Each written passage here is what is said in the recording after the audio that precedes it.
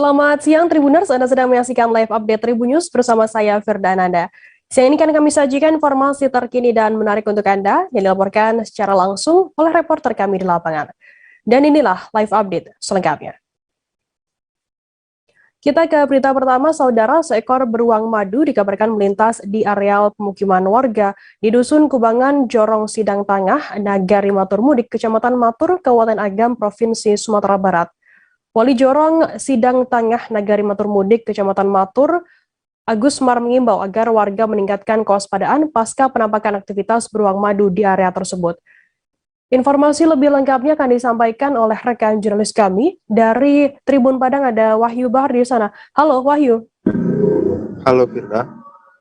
Wahyu, bisa Anda informasikan berapa jauh lokasi kemunculan beruang madu ini dari rumah warga?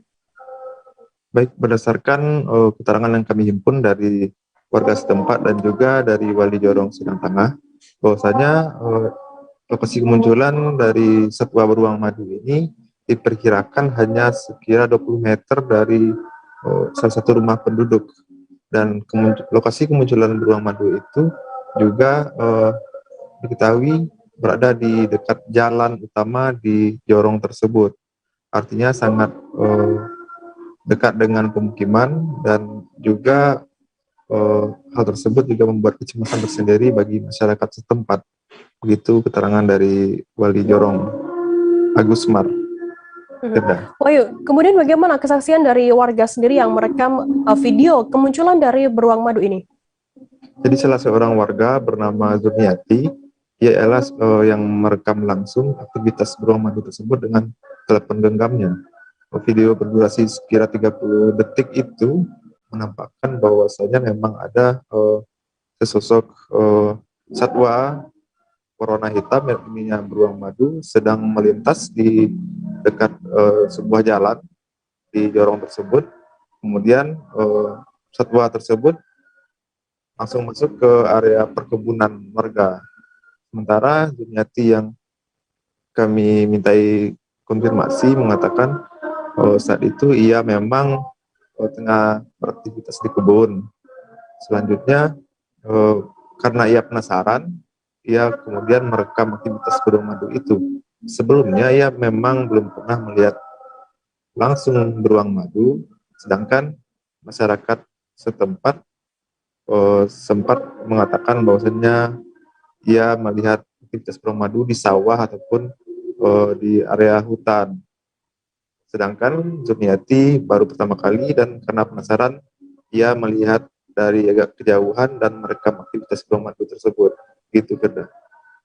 Wahyu, apakah saat ini sudah ada langkah tegas, langkah atau tindakan begitu yang dilakukan oleh KSDA Agam sendiri untuk menangani kemunculan dari satwa beruang madu ini?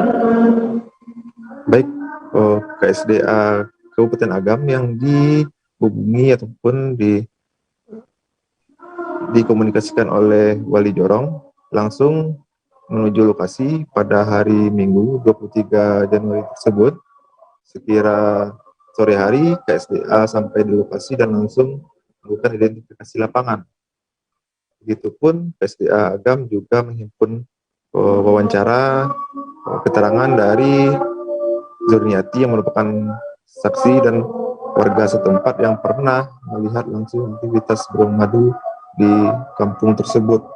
Kemudian KSDA pada hari Senin kemarin juga telah memasang 2 unit kamera jebak untuk memantau aktivitas beruang madu apakah masih ada ataupun berada di jorong tersebut.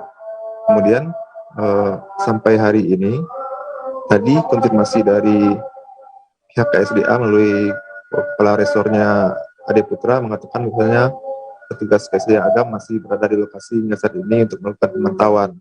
Adapun hasil yang didapat dari hasil identifikasi selama 2 hari ialah adanya jejak cakaran dari beruang madu tersebut di sekitar lokasi kemunculannya. Begitu, Firda. Wahyu, nantinya akan apa tindakan yang dilakukan oleh pihak KSDA sendiri nantinya apabila untuk menangkap dari beruang madu ini? Jadi pihak KSDA sendiri mengatakan setelah 2 unit kamera jebak itu dipasang, Sementara ini pihaknya terus melakukan pemantauan. Kemudian jika memang aktivitas beruang madu masih di lokasi tersebut dan terekam oleh kamera jebak, maka pihak KSDA akan melakukan ataupun memasang kandang jebak, sehingga nantinya jika beruang madu tersebut terjebak akan dievakuasi dan akan dilepas liarkan kembali ke habitatnya. Begitu keterangan dari pihak KSDA. Baik, terima kasih rekan jurnalis dari Tribun pada Wahyu Bahara atas laporan Anda. Selamat bertugas kembali. Kita beralih ke informasi selanjutnya, Saudara. Kepala Desa atau Kades Wiring Tasi, Kecamatan Supa Pinrang, Andi Dewiyanti tiba-tiba jatuh pingsan saat akan dibawa ke rutan kelas 2B Pinrang untuk dilakukan penahanan. Sehingga pihak kejaksaan memanggil tim medis untuk memeriksa kondisi Dewiyanti. Dewiyanti menjadi tersangka atas kasus dugaan korupsi dana desa dan alokasi dana desa tahun 2019-2020 lalu. Informasi lebih lengkapnya akan disampaikan oleh rekan jurnalis kami dari Tribun Timur, ada Nining Anggriani di sana. Halo Nining. Ya, halo Firda. Ini bisa Anda informasikan bagaimana kondisi awal dari Dewiyanti sendiri saat dipanggil ke kejaksaan, lalu kemudian tiba-tiba pingsan saat hendak ditahan? Ya, baik. Jadi pada Senin kemarin, Kades Wiring Tasi, Kecamatan Supa, Kabupaten Pinrang, Andi Dewiyanti kembali dipanggil oleh Kejaksaan Negeri Pinrang. Dalam hal ini memang Kades Wiring Tasi Dewiyanti statusnya sudah tersangka. Pada saat pemanggilan kemarin itu memang untuk penahanan di rutan kelas 2B Pinrang. Nah, kondisi pada saat Dewiyanti datang ke Kejari Pinrang ini dikatakan sehat walafiat. Nah, pada saat itu pihak Kejari pun akan membawa Dewiyanti ke rutan kelas 2B Pinrang untuk penahanan selama 20 hari. Namun pada pukul 14.30 WITA, Dewiyanti dikabarkan pingsan. Nah, pada saat itu pihak Kejari pun memanggil tim medis untuk memeriksa kondisi dari Dewiyanti. Nah, selang beberapa jam itu kemudian Dewiyanti dikabarkan sadar, namun pihak atau pengacara dari Dewiyanti ini keberatan jika kliennya tersebut tetap dibawa ke rutan kelas 2B Pinrang dengan kondisi seperti itu. Jadi pihak pengacara Dewiyanti meminta Kejaksaan Negeri Pinrang ini untuk memanggil dokter untuk diperiksa lebih lanjut terkait kondisi dari kliennya tersebut. Nah, hasilnya memang menurut dokter Dewiyanti ini mengalami kolesterol tinggi sehingga memang harus dirawat dulu di rumah sakit lebih intensif di rumah sakit Lasindram Pinrang. Seperti itu. Ini bagaimana untuk saat ini kondisi terkini dari Kades Wiring Tasi Dewiyanti ini? Ya, dari informasi yang berhasil kami himpun saat ini Kades Wiring Tasi Dewiyanti masih berada di Rumah Sakit Umum Lasindram dengan dijaga ketat oleh pihak Kejaksaan Negeri Pinrang. Memang kondisinya masih shock dan masih dirawat intensif dulu. Seperti itu rekan Firda. Untuk kasus yang menjerat Kades Wiring Tasi Pinrang sendiri, berapa total kerugian yang ditimbulkan oleh negara? Ya, baik. Jadi tersangka Kades Wiring Tasi Dewiyanti ini terjerat kasus dugaan korupsi dana desa dan alokasi dana desa tahun 2019-2020.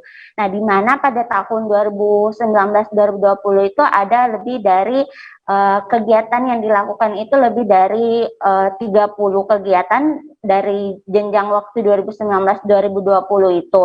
Nah, kemudian hasil audit dari inspektorat sendiri ditemukan bahwa kerugian negara yang ditimbulkan dari Kades atau penyelewengan Kades Wiring Tasi ini sebesar 475 juta.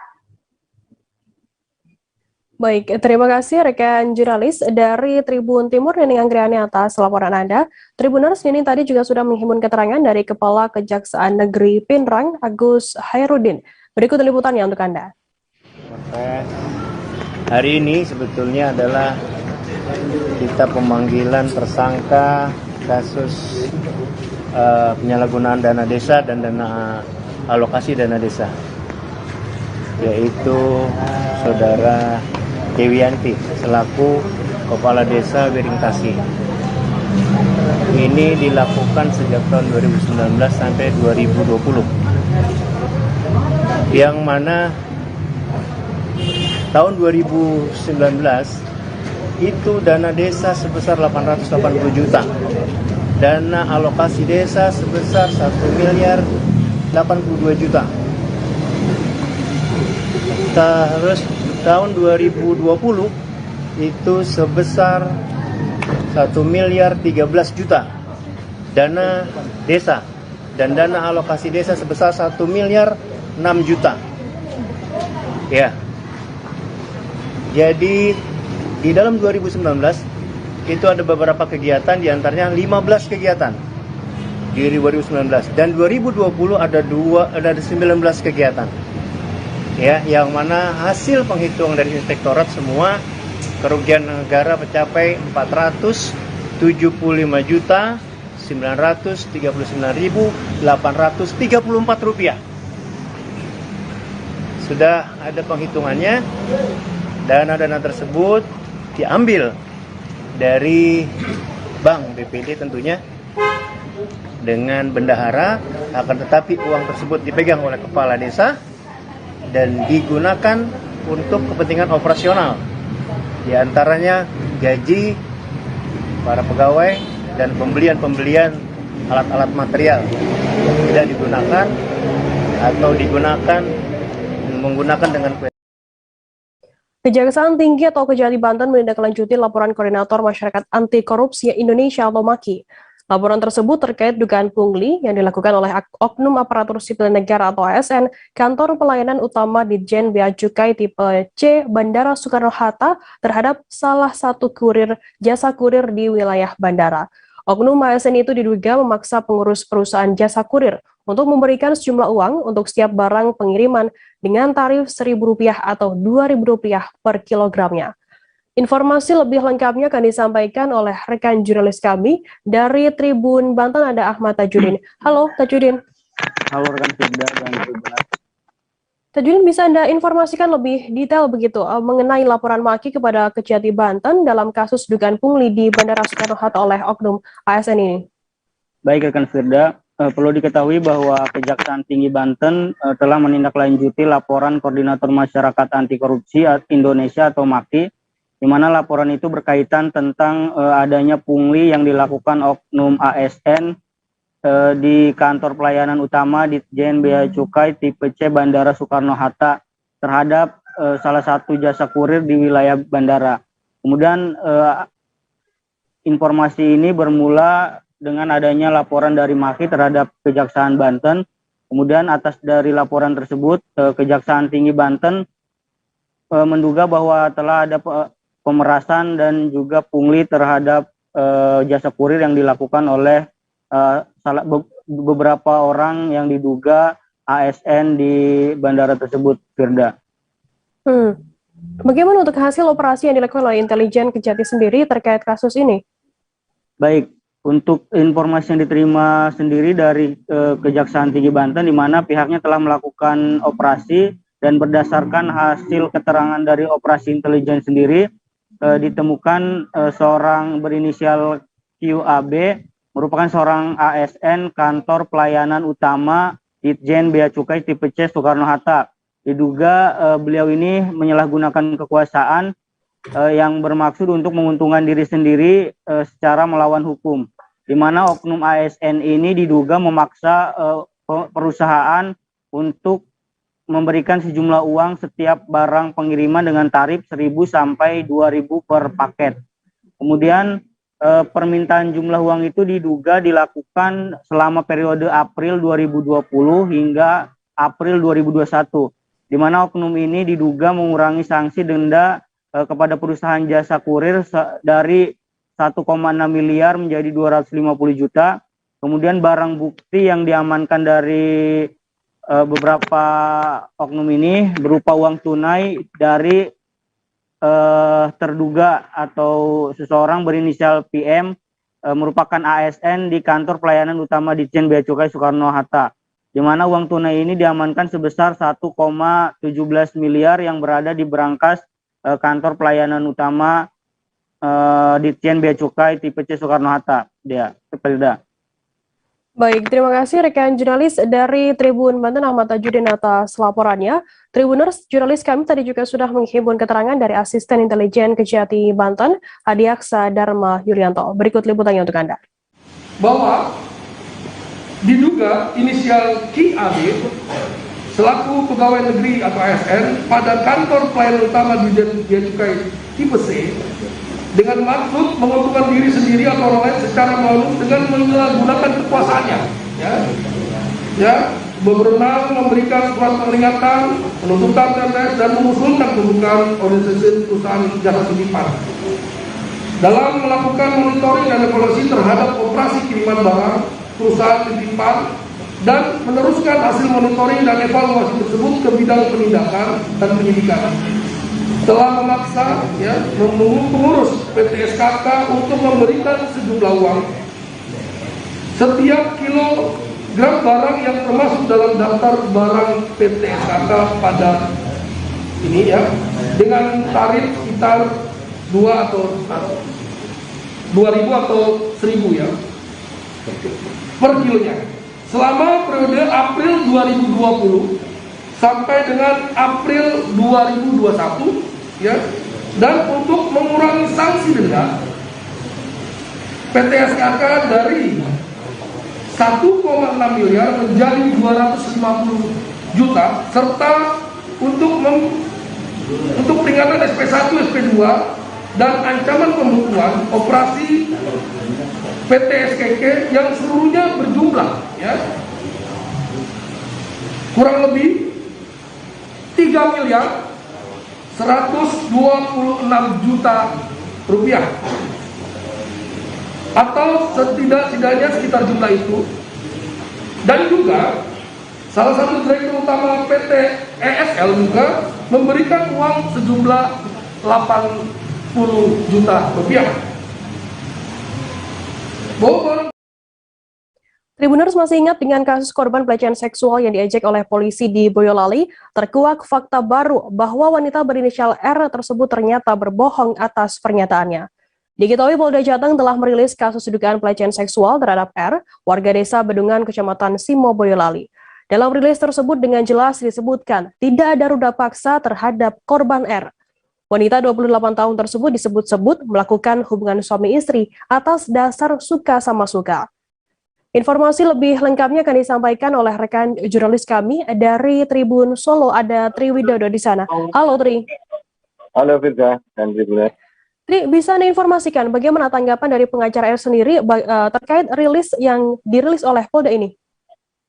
Ya, Firza dan sahabat saya informasikan setelah mendengar langsung ataupun menyaksikan video rilis dari Kabid Humas Polda Jateng, pengacara R korban pelecehan seksual di Boyolali merasa keberatan atas pernyataan rilis dari Polda tersebut. Pasalnya korban R ini tetap diduga menjadi korban ruda paksa karena meskipun tidak ditemukan tanda-tanda pada hasil pemeriksaan dan polisi juga telah melakukan pemeriksaan di CCTV di hotel di kawasan Bandungan, Semarang. Namun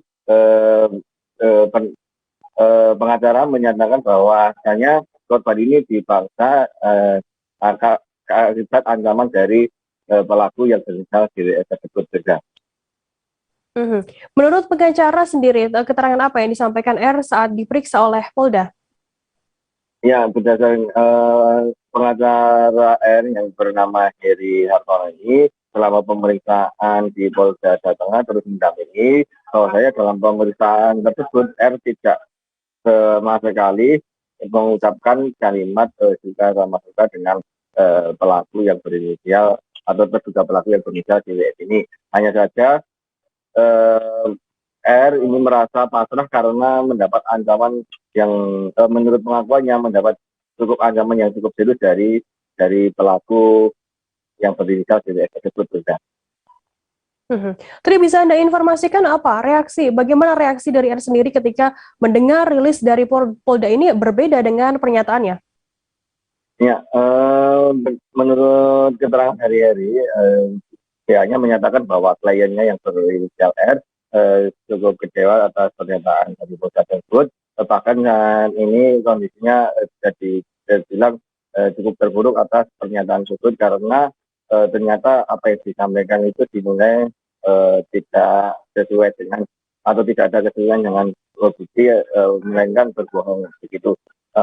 Untuk itu pengacara tersebut tetap akan mengawal kasus ini hingga tuntas sampai sampai adanya keputusan hukum yang tetap. Gitu ya.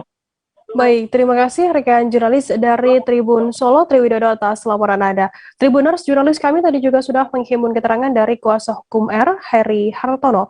Berikut liputannya untuk Anda. Salam keadilan. Menanggapi rilis Humas Polda Jawa Tengah, kami selaku penasehat hukum R menyatakan keberatan dan menyayangkan.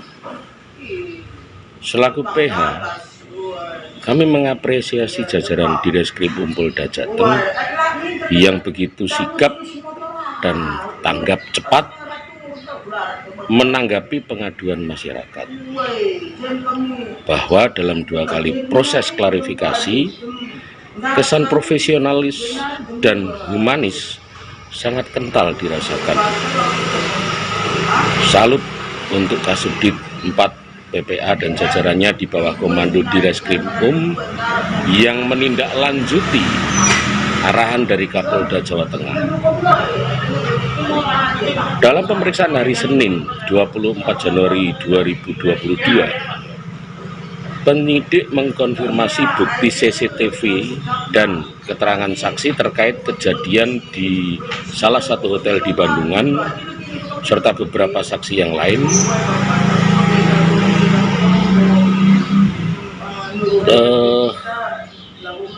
Terungkap sangat minim bukti terkait aduan dugaan tindak pidana seperti yang dimaksudkan dalam pasal 285 KUH pidana.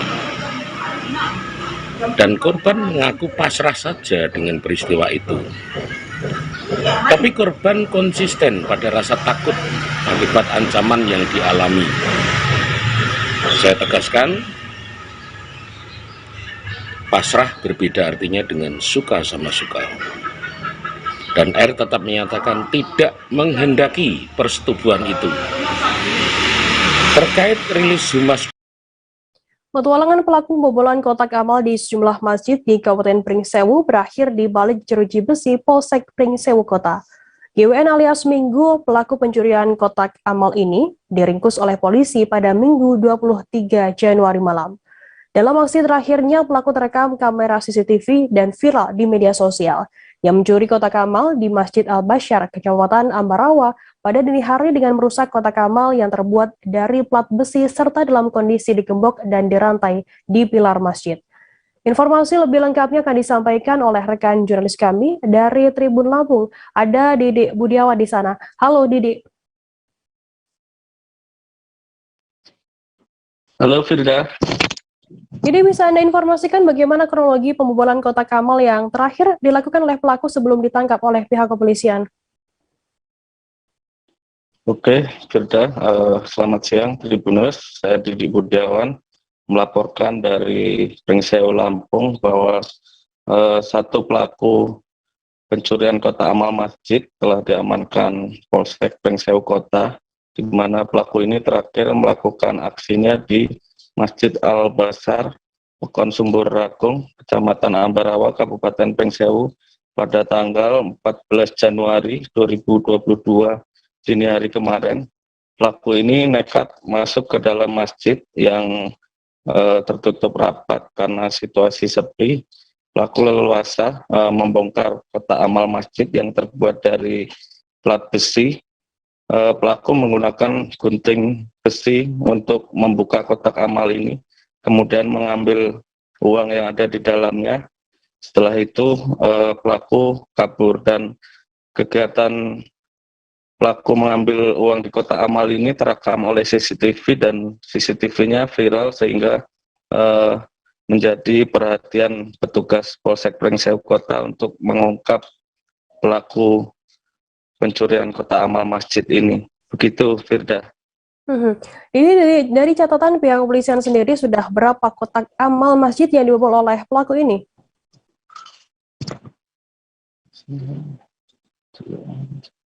Halo rekan Didi?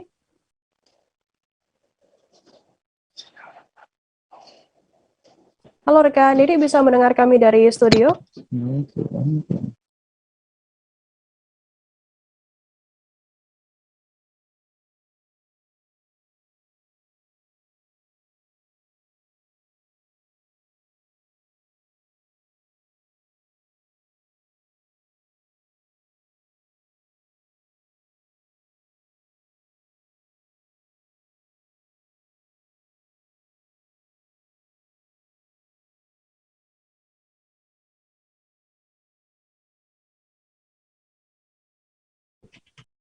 Tribuners, kami mengalami sedikit gangguan sinyal dengan jurnalis kami dari Tribun Lampung. Tadi jurnalis kami juga sudah menghimpun keterangan dari AKBP Rio Cahyowi di Kapolres Pringsewu terkait hal ini. Berikut liputannya untuk Anda.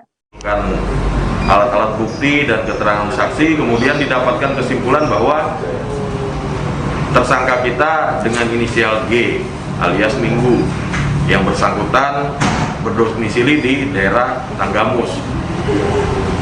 Pada malam tadi didapatkan informasi bahwa yang bersangkutan kemungkinan akan melakukan lagi tindak pidana di daerah Pagelaran, Masjid Agung. Kemudian anggota kami melakukan penguntitan dan didapatkan A1 bahwa yang bersangkutan akan melakukan tindak pidana. Kemudian personil kami berhasil mengamankan. Dari hasil pendalaman yang dilakukan oleh personel kami, didapatkan barang bukti uang hasil pencurian sebesar 700.000. Kemudian beberapa alat bukti yang kita dapatkan ada gunting baja, kemudian obeng, kemudian uang hasil tindak pidana dan pakaian-pakaian yang digunakan pelaku serta. Kami tersambung kembali dengan jurnalis kami dari Tribun Lampung, Didik Budiawan. Didik, bisa Anda informasikan dari catatan kepolisian sendiri sudah berapa total kotak amal masjid yang dibobol oleh pelaku ini?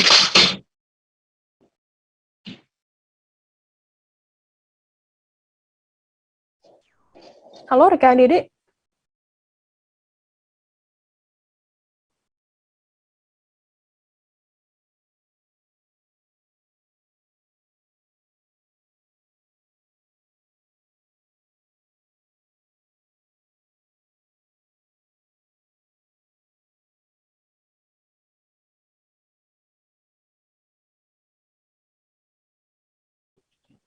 Iya. Ya, silakan Didik. Dari catatan kepolisian sendiri sudah ada berapa kotak amal yang dibobol oleh pelaku ini, Didik?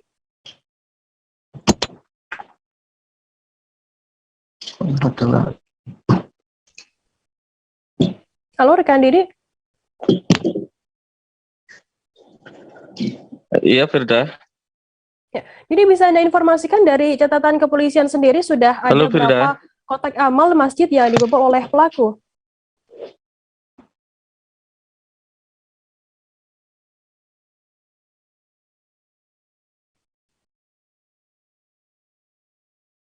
Mengalami sedikit gangguan sinyal dengan jurnalis kami dari Tribun Lampung, Didik Budiawan. Tribuners, kita akan jeda sejenak, tetaplah di Live Update. Berawal dari bagian barat Indonesia, kami datang sebagai sahabat, membawa beragam kisah dari sudut pandang setiap daerah untuk menjadi mata lokal menjangkau Indonesia.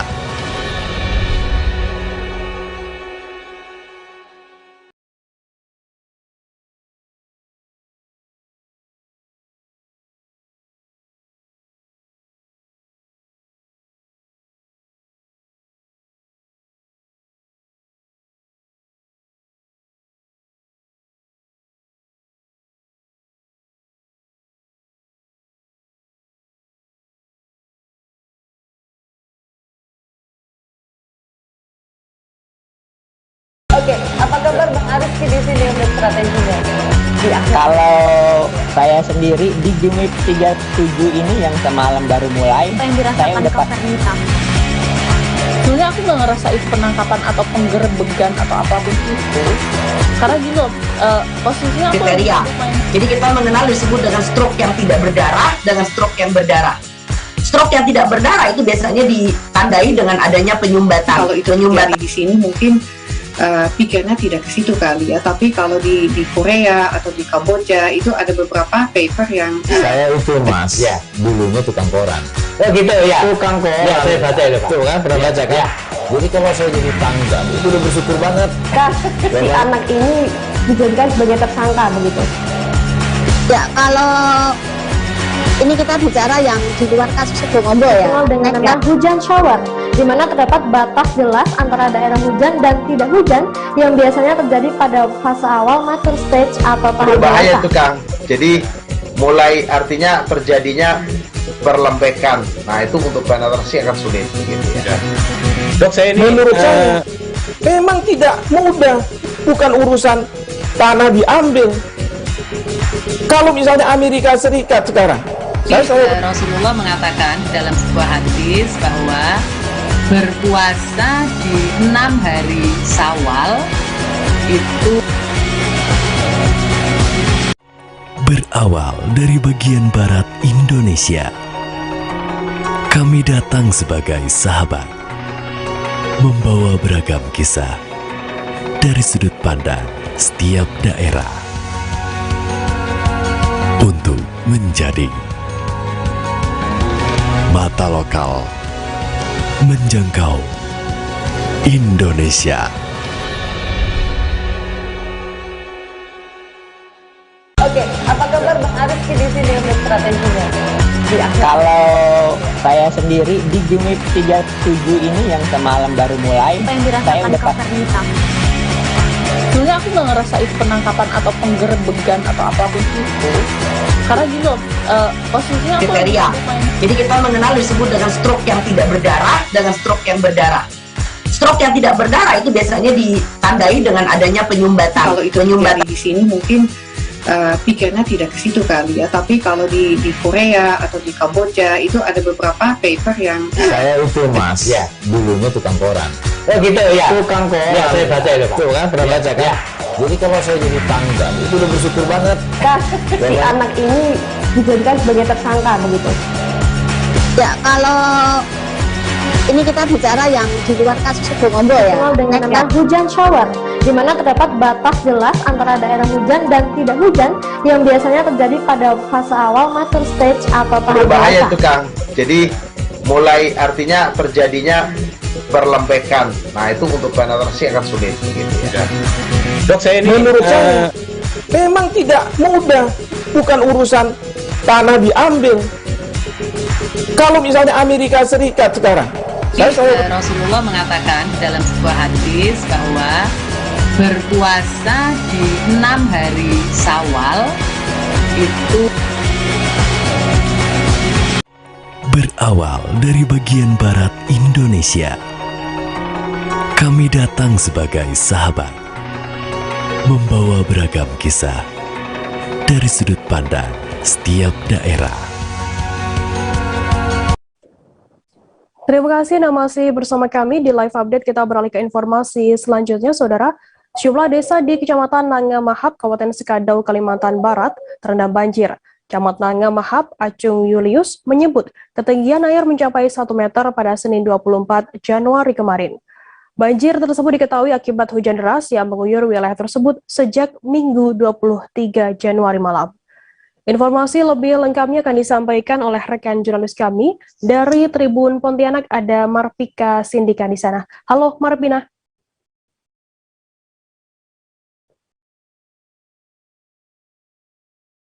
Halo rekan Marpina. Halo rekan Marpina.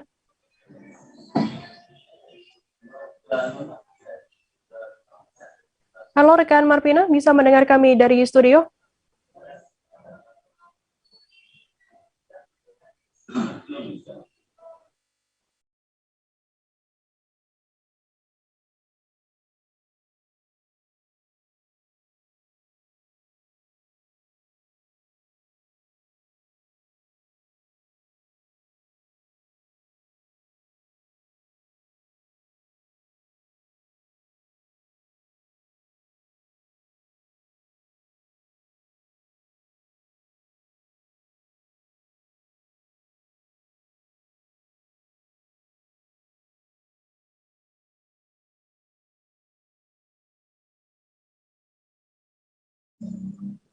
Kami mengalami sedikit gangguan sinyal dengan jurnalis kami, Marvina Sindika. Kita beralih ke informasi selanjutnya, Saudara. Satlantas Polres Pelalawan kembali menggelar razia di Kompleks Perkantoran Bakti Praja Pemerintah Kabupaten di Kecamatan Pangkalan Kerinci pada Sabtu 22 Januari malam. Razia menyasar pada anak muda yang kerap melakukan balap liar di areal perkantoran tersebut. Operasi penertiban ini dilakukan berdasarkan laporan dari masyarakat yang resah dengan aktivitas para remaja dan anak muda tersebut. Informasi lebih lengkapnya akan disampaikan oleh rekan jurnalis kami dari Tribun Pekanbaru, ada Yohanes Tanjung di sana. Halo Yohanes. Halo Firda dan selamat siang semua Tribuners. Yohanes, bisa Anda informasikan, bisa Anda ceritakan bagaimana pelaksanaan razia kepolisian saat balap liar dilakukan? Baik, Satlantas Polres Pelalawan menggelar razia terhadap aktivitas balap liar yang terjadi di Pangkalan Kerinci, khususnya di Komplek Pemerintahan Pemkab Pelalawan di Bakti Praja, dan juga melakukan penertiban terhadap sepeda motor yang memiliki knalpot yang tidak standar atau knalpot brong. Razia dilakukan sekitar pukul 10 malam pada malam minggu lalu hingga dini hari. Hasil Polres Pelalawan berhasil mengamankan 61 kendaraan sepeda motor yang terlibat dalam balap liar atau Bali, dan ada 30 unit atau 30 biji knalpot brong yang berhasil disita dari aktivitas balap liar tersebut. Demikian rekan Firda. Yohanes, apakah sepeda motor pelaku balap liar ini ditahan dan apa selanjutnya yang efek jerah yang dilakukan, yang diberikan kepada pelaku ini? Baik, rekan Firda dan semua Tribuners, Polres Pelalawan melalui Satlantas juga mengamankan 61 kendaraan tersebut dan dibawa ke Mapolres Pelalawan untuk sementara ini diamankan, sehingga para pengendara yang memiliki diberikan tilang. Ketika pengendara telah mengentaskan tilang yang diberikan oleh petugas, barulah mereka bisa diizinkan mengambil kendaraannya di Satlantas Polres Pelalawan. Sedangkan 30 unit knalpot brong yang diamankan tidak dikembalikan lagi. Bahkan Polres Pelalawan telah melakukan pemusnahan tadi pagi di Mapolres Pelalawan dengan memotong semua knalpot brong melalui menggunakan alat pemotong besi yaitu gerinda. Semua knalpot brong dipotong menjadi kecil-kecil dan kemudian dibuang agar tidak digunakan kembali. Demikian rekan Firda. Dari pemeriksaan sementara begitu, apa alasan dari pelaku sendiri memilih Kompleks Bakti Praja sebagai tempat balap liar?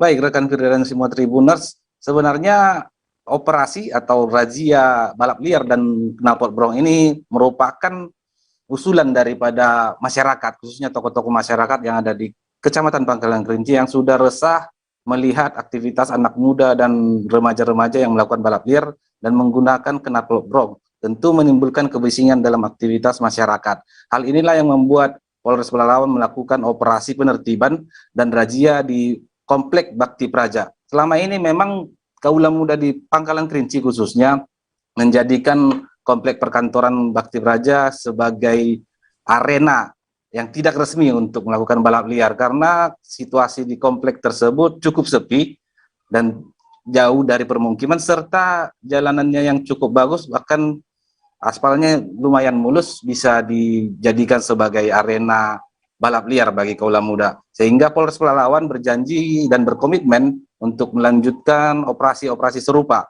dan ke depan akan ditertibkan lebih banyak lagi sepeda motor yang terlibat balap liar dan knalpot brong yang masih berkeliaran di Kota Pangkalan Kerinci yang merupakan ibu kota Kabupaten Pelalawan. Demikian rekan Firda. Lantas bagaimana upaya dari pihak kepolisian sendiri untuk mencegah adanya balap liar kembali di lokasi tersebut dan di lokasi-lokasi lainnya yang di Pelalawan?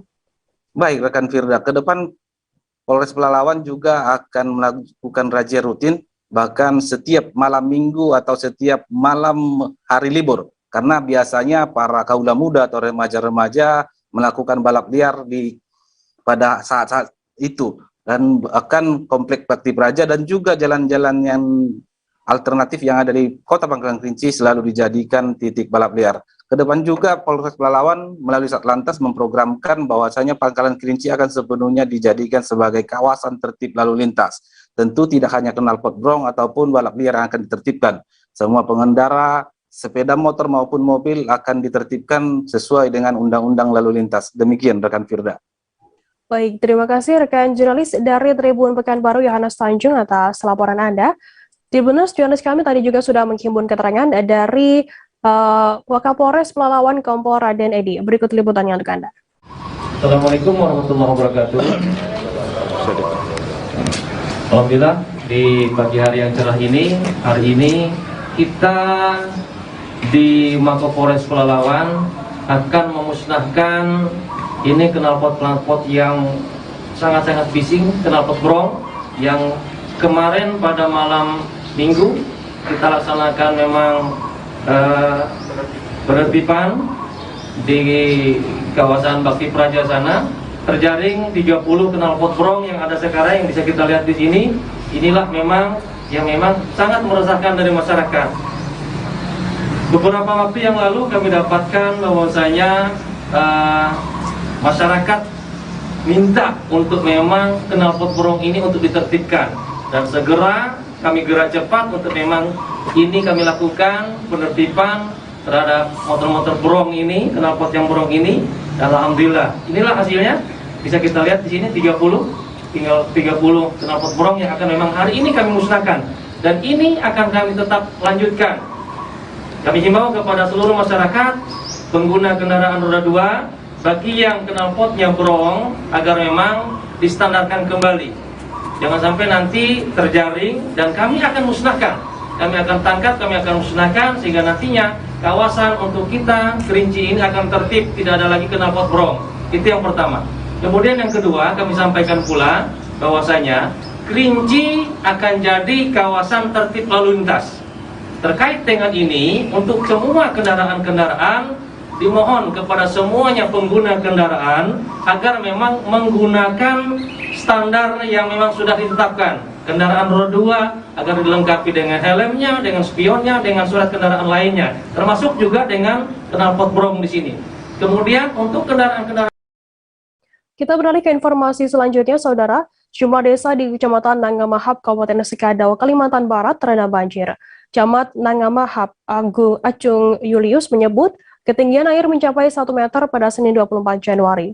Banjir tersebut diketahui akibat hujan deras yang mengguyur wilayah tersebut sejak Minggu 23 Januari malam. Informasi lebih lengkapnya akan disampaikan oleh rekan jurnalis kami dari Tribun Pontianak, ada Marpina Sindika di sana. Halo Marpina. Halo Firda. Marpina, bisa Anda informasikan apa penyebab utama dari banjir yang melanda daerah tersebut? Iya, Firda. Nah, banjir ini memang sebetulnya sudah sering terjadi di wilayah tersebut, namun biasanya hanya banjir semata kaki atau hingga selutut, dan itu untuk waktu yang sebentar atau sekitar 1-2 jam. Nah, banjir kali ini dikatakan merupakan banjir yang lumayan parah, di mana banjir mulai terjadi pada pagi hari hingga siang itu naik hingga setengah meter, dan ketinggian tertinggi itu sekitar 1,50 cm. Dan untuk penyebab banjir ini, penyebab utamanya itu karena hujan yang cukup deras melanda wilayah tersebut, kemudian adanya erosi yang terjadi pada 4 aliran sungai yang mengalir di sepanjang wilayah Kecamatan Nangamahap, dan juga adanya pembabatan hutan untuk pembukaan lahan perkebunan di ujung wilayah tersebut atau di bagian perhuluannya. Begitu, Firda. Berapa lama banjir yang terjadi di sana dan bagaimana saat ini kondisinya, Marpina? Nah, untuk banjir ini berdasarkan informasi dari camat dan warga setempat, di sana banjir mulai terjadi pada kemarin pagi Senin 24 Januari dan itu sampai malam. Nah, untuk subuh tadi sudah surut dan saat ini warga sudah bisa beraktivitas seperti biasa dan sudah membersihkan rumahnya masing-masing. Nah, memang dalam waktu 1 hari ini banjir tiba-tiba kenaikan air ini cukup drastis, Firda, sehingga memang membuat masyarakat setempat cukup kaget dengan kondisi tersebut. Begitu, Firda. Total ada berapa banyak desa yang terdampak banjir ini? Nah, kalau untuk desa yang terdampak ini ada 5, yaitu Desa Batu Pahat, Desa Nangatama, Desa Lembah Beringin, Teluk Kebau, Tembesuk, dan Landau Kumpai. Nah, desa-desa ini berada di 4 aliran sungai. Di sekitar bandaran sungai itu yaitu Sungai Sekadau, kemudian Sungai Ketaman, Sungai Mahak, dan Sungai Koman, begitu Firda. Nah, untuk jumlah warga yang terdampak ini sampai saat ini belum diketahui karena kejadiannya ini sangat cepat sehingga untuk pendataan juga tidak dapat segera dilakukan dan sampai akhirnya banjir surut, pendataan pun belum bisa dilakukan, begitu Firda. Baik, terima kasih rekan jurnalis dari Tribun Pontianak Warpina Sindika atas laporan Anda. Selamat bertugas kembali. Kita beralih ke informasi selanjutnya, Saudara. Polres Demak meringkus 2 pelaku peristiwa pembegalan di Kabupaten Demak pada Selasa 25 Januari. Seorang korban bernama Masrur, 32 tahun, kepalanya ditembak oleh pelaku menggunakan airsoft gun. Peristiwa tersebut terjadi di Jalan Raya Mijen Wedung, tepatnya di Desa Jeleper, Kecamatan Mijen pada Rabu 19 Januari dini hari lalu. Informasi lebih lengkapnya akan disampaikan oleh rekan jurnalis kami dari Tribun Jawa Tengah, ada Reza Gustaf di sana. Halo Reza. Halo Firda. Reza, bisa Anda informasikan, bisa dijelaskan bagaimana untuk kronologi peristiwa tersebut dan bagaimana saat ini kondisi korban yang ditembak oleh pelaku? Nah, semula pelaku ini berjumlah 3 orang ya. Mereka menggunakan 2 motor, 1 berboncengan dan 1 sendirian. Saat itu dini hari mereka sedang melaju di daerah Jalan Raya Mijen Wedung. Mereka melihat korban yang saat itu sendirian naik motor berpapasan ya dari lawan arah. Mereka akhirnya putar balik dan akhirnya mengejar korban. Sesampainya di samping korban, salah satu pelaku meneriaki korban hingga meminta bahwa korban itu untuk berhenti. Namun korban tidak menghiraukannya hingga akhirnya salah satu pelaku tersebut yang membawa pistol airsoft menembak bagian pipi kanan korban hingga korban terluka ya. Namun tembakan tersebut tidak membuat korban terjatuh atau berhenti. Jadi korban itu langsung melarikan diri, menambah kecepatan laju motornya hingga akhirnya pelaku menembaki korban dengan beberapa tembakan ya, namun tak mengenai korban hingga akhirnya pelaku tersebut gagal untuk mengambil motor ya, niatnya untuk mengambil motor korban dan korban akhirnya bisa pulang ke rumah. Begitu Firda. Oh, dari mana pelaku ini mendapatkan senjata api yang digunakan untuk menembak korban?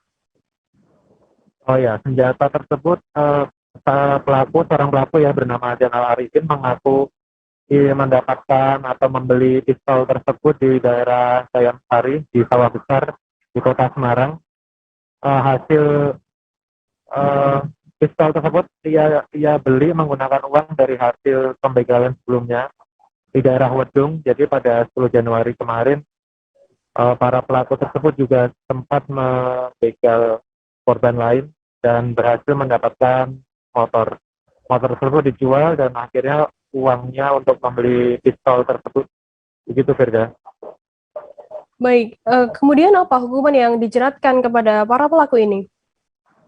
Oh ya, dia dikenai pasal KUHP ya tentang pencurian dengan kekerasan dan ancaman hukumannya maksimal 7 tahun penjara. Maksimal 7 tahun penjara.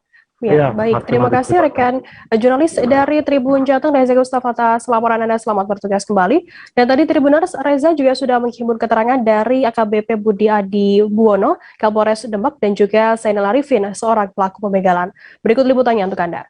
Setelah berpapasan, ya 4 orang ini selanjutnya memutar balik kendaraannya dan mengejar korban. Setelah mendekat ke korban, dari 1 orang pelaku ini meneriaki korban ya dengan bahasa Jawa, meneriaki woi mandek. Namun korban tetap mengendari kendaraannya dan menambah laju kecepatannya. Daripada salah satu tersangka ini ya menembakkan senjata berupa airsoft gun kepada korban ya dengan mengenai pipi kanan di depan telinga sebelah kanan sehingga korban mengalami luka. pelaku usaha yang lainnya bila kembali bisa bersamaan, sehingga menyurutkan niat daripada pelaku kalau kita dalam keberadaan atau berkelompok ya, bersama-sama. Ya, pada saat kejadian yang di Jalan Raya Miden, Zainal Arifin, ini nasib. Dari mana? Kondi, sawah besar di sawah besar Semarang. Jadi dia beli senjata ini dari sawah besar Semarang. Belinya berapa ini? 1.600.000. Udah berapa kali dipakai? 2 kali. Sekali apa 2 kali? Oh, sekali yang ini. Yang waktu di Wedung juga menggunakan ini. Ngancam ya? Ya, dengan mengancam korbannya terus mengambil kendaraannya. Ya. Laki apa perempuan yang kamu ambil? Laki. Apa? Kalau ada ya.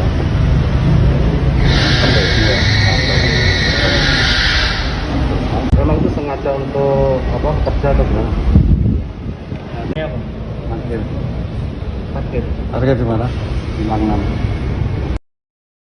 Warga di wilayah Haumara, Kelurahan Mauliru, Kecamatan Kambera, Sumba Timur, mengeluhkan kesulitan air bersih di wilayah tersebut. Pasalnya, sumur warga di wilayah itu kondisinya memprihatinkan karena mengalami kekurangan debit air. Bahkan beberapa sumur mengalami kekeringan. Warga mengaku untuk kebutuhan air bersih mereka harus sangat berhemat setiap harinya. Informasi lebih lengkapnya akan disampaikan oleh rekan jurnalis kami dari Pos Kupang, ada Rian Nong di sana. Halo Rian. Halo Firda dan Tribuners semua. Rian, bisa Anda informasikan sejak kapan sumur warga Haumara, Sumba Timur ini kering dan warga di sana mulai mengalami kesulitan air bersih? Baik rekan Firda dan Tribuners, dapat saya informasikan bahwa warga di Haumara, khususnya di RT 1 dan RT 2 RW 1 di Desa Mauliru atau Kelurahan Mauliru, Sumba Timur, mengalami kekeringan sejak terjadi bencana Seroja pada April 2021 yang lalu, Firda. Sejak saat itu, warga mengalami kekeringan karena sumur-sumur warga yang menjadi lokasi tempat mengambil air, debit airnya berkurang, bahkan beberapa sumur sama sekali mengalami kekeringan. Demikian, Firda. Bagaimana kemudian warga setempat bertahan dengan kondisi semacam ini? Baik Firda, sejak pasca bencana atau pasca Seroja pada April 2021 lalu, warga dibantu oleh beberapa LSM, salah satunya Sumba Foundation yang menyediakan air bersih dengan tangki. Sejak saat itu warga mendapat pasokan air bersih 2-3 hari sekali. Namun sejak September tahun 2021 yang lalu, pasokan air dari LSM tersebut atau dari sumber tersebut sudah berhenti. Firda, demikian. Apakah sudah ada respons begitu dari pihak pemerintah setempat terkait adanya kondisi semacam ini, Rian? Baik, Firda, Tribuner semua dapat saya laporkan bahwa pemerintah Kabupaten Sumba Timur melalui Dinas DLH, Dinas Lingkungan Hidup, telah mendistribusikan air bersih sejak Sabtu lalu, Sabtu 22 Januari, dan hingga hari ini sudah 2 kali didistribusikan air bersih. Selain dari pemerintah juga dengan koordinasi dengan pihak ketiga yakni Wahana Visi Indonesia, mereka sudah mendrop 2 buah profil tank untuk 2 RT di wilayah ini. Salah satu profil tank berukuran 2.300 liter dan satunya lagi berukuran 1.100 liter. Demikian, Firda. Baik, kemudian bagaimana tanggapan warga sendiri setempat setelah adanya air bersih yang diberikan oleh pemerintah setempat? Baik, Firda, warga di sini, khususnya di RT 1 dan RT 2 RW 1 di Haumara, Kelurahan Mauliru, berharap agar ada kontinuitas atau keberlanjutan terkait dengan dukungan atau support air bersih untuk wilayah mereka. Karena saat ini mereka memang kesulitan dan mereka berharap ada upaya maksimal dari pemerintah khususnya dengan membangun atau menyediakan sumur bor sehingga mereka juga bisa menikmati air bersih seperti daerah lainnya atau warga lainnya. Demikian, Firda. Baik, terima kasih rekan jurnalis dari Pos Kupang, Pak Ariano atas laporan Anda. Selamat bertugas kembali. Kita beralih ke informasi selanjutnya, Saudara. Menteri Koordinator Bidang Kemaritiman dan Investasi Luhut Binsar Panjaitan berkunjung ke Batam, Kepulauan Riau pada Senin 24 Januari. Kunjungan itu digelar dalam rangka peninjauan terhadap rencana lokasi pembangunan pelabuhan bongkar muat baru di Batam. Pelabuhan ini direncanakan beroperasi di wilayah Tanjung Pinggir, Sukupang, Batam. Informasi lebih lengkapnya akan disampaikan oleh rekan jurnalis kami dari Tribun Batam, ada Hening Sekar Utami di sana. Halo, Hening. Halo, rekan Firda. Hening, bisa Anda informasikan apa saja agenda yang diikuti oleh Menko Marves Luhut Binsar Panjaitan di Batam kemarin? Baik, rekan Firda, memang pada Senin kemarin, Menteri Koordinator Bidang Kemaritiman dan Investasi Luhut Binsar Panjaitan berkunjung ke Kota Batam. Dan dalam kunjungan ini, beliau juga didampingi oleh Menteri Perhubungan Budi Karya Sumadi, dan sejak pagi kemarin sudah tiba di Bandara Hang Nadiem Batam, disambut oleh Kepala BP Batam Muhammad Budi. Dan di sini beliau akan meninjau 2 titik lokasi, yaitu pertama di lokasi pesisir Kota Batam, yaitu adalah di Pantai Tanjung Pinggir, Sekupang, Batam. Dan di sana Menko Marves meninjau tentang rencana lokasi pembangunan pelabuhan baru di Kota Batam. Dan setelahnya Menko Marves dan rombongan pun bertolak ke kawasan Nongsa untuk juga meninjau kawasan ekonomi khusus atau KEK di Nongsa Digital Park. KEK NDP ini adalah tempat pembuatan film yang merupakan salah satu objek wisata yang tergabung dalam kawasan wisata dengan skema travel bubble yang hari ini sudah mulai dijalankan di Kepulauan Riau. Demikian, rekan Firda. Hening, apa alasan dari perlunya dibangunnya pelabuhan baru di pesisir Pantai Batam ini? Baik, rekan Firda, memang pembangunan pelabuhan baru ini diinisiasi oleh Kemenko Marves sendiri, dan lokasi ini dipilih karena dinilai strategis, berdekatan dengan kawasan laut internasional yang mana banyak sekali kapal berlalu lalang di sekitar kawasan ini, dan juga jaraknya sedikit tidak terlalu jauh dengan negara tetangga Singapura, yaitu hanya 25 km saja. Dan perlunya dibangun pelabuhan baru di Kota Batam ini karena dinilai kegiatan bongkar muat yang sebelumnya dilaksanakan di Pelabuhan Batu Ampar itu kurang dapat semakin teroptimalisasi karena tidak cukup banyak lahan kosong yang tersedia. Demikian, rekan Firda. Baik, terima kasih rekan jurnalis dari Tribun Batam, Hening Sekar Utami atas laporan Anda. Kami akan menampilkan keterangan dari Luhut Binsar Panjaitan, Menteri Koordinator Bidang Kemaritiman dan Investasi terkait hal ini. Berikut liputannya untuk Anda. Karena COVID agak tertunda, nah sekarang setelah COVID selesai, kita ingin supaya pelabuhan kita itu efisien. Jadi ada 10 pelabuhan di Indonesia ini yang kita ingin cost-nya itu turun. Ya, sekarang ini cost kita itu masih 23%, 23%. Sedangkan negara tetangga kita itu rata-rata sudah di 13%. Jadi kita bersepakat akan mendorong sampai cost itu bisa turun 17% pada tahun 2024. Ya, kalau bisa lebih cepat. Nah, apa yang kita lakukan sekarang, pelabuhan itu kita bikin semua digitalized. Jadi National